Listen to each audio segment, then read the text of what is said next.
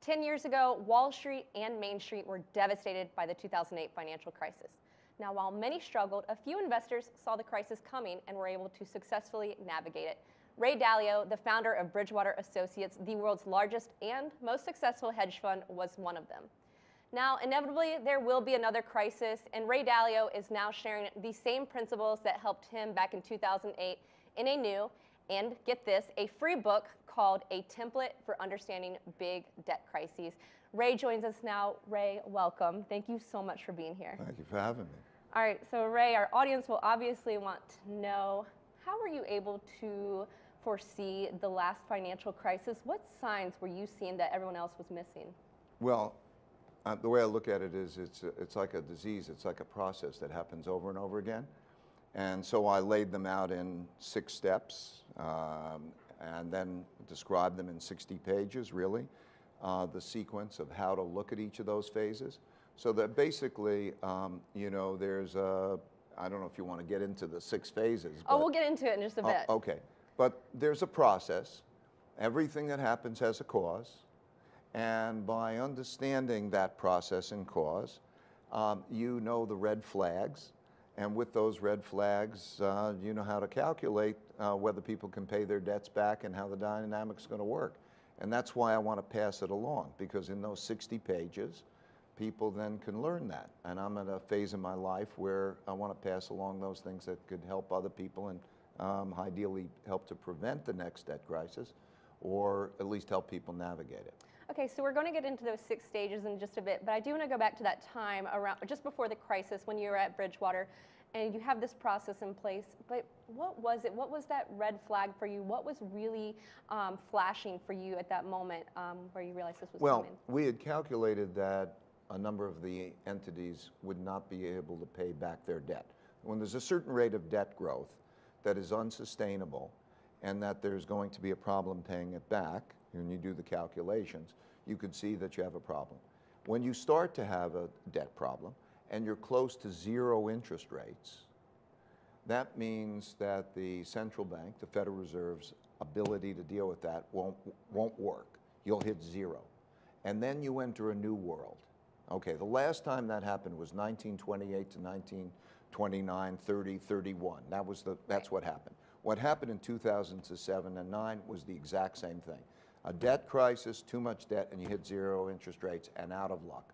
And then what happens, there's a classic way of dealing with that, is that the central bank has got to print money and go buy financial assets. And so that's what all the entities did.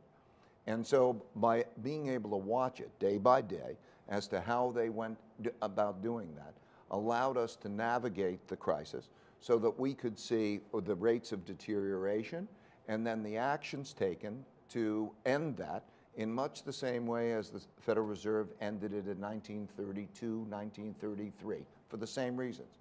Now that printing of money and the buying of financial assets causes financial assets to go up in price, right, puts money into the economy, and produces the type of reaction that we've now seen in terms of that economy and those markets. Then we're at the stage of the cycle where we are now.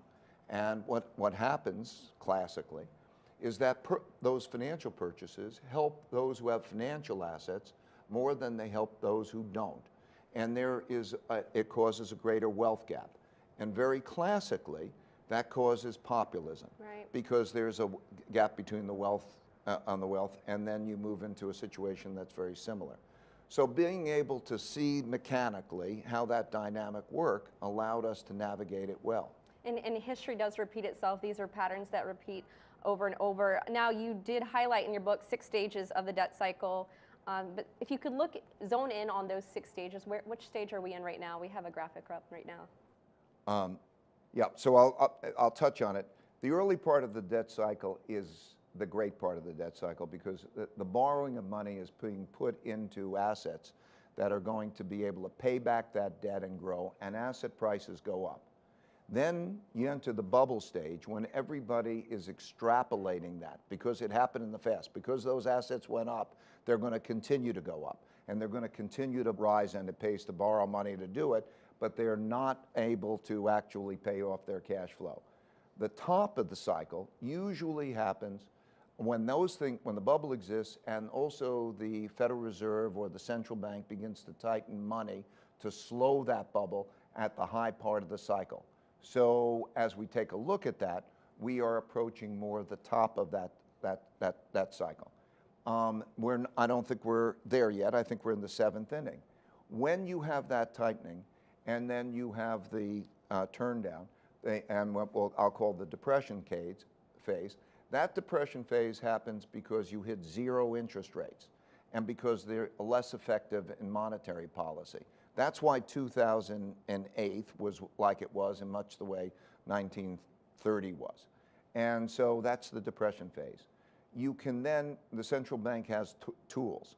And so, in my opinion, on this long-term debt cycle, we are relatively late in a longer-term debt cycle. We're relatively late in a business cycle. That doesn't mean imminent. I mean, I think there's 2 or 3 more years probably in this. I'm not sure for sure. But we are then going to have a downturn at some point. Downturns always come, recessions always come. And what we have is a situation in which the capacities of the central banks to reverse it are more limited because interest rates are close to 0 or is at 0 in Europe and Japan. And also the effectiveness of monetary policy is largely, quantitative easing is largely behind us because they have put that money in and those asset prices have risen. We also have another issue, which is the wealth gap and the populist issue, because, which is, I think, worse than it was back then. So imagine today, we have the best economy that you probably we're going to get. The unemployment rate is low, the stock market is where it is, asset prices are good. These are times that are good, but we have this polarity. So if I'm looking at 2 or 3 years forward, that's the period that produces greater concern. So I think we're relatively late along in that cycle.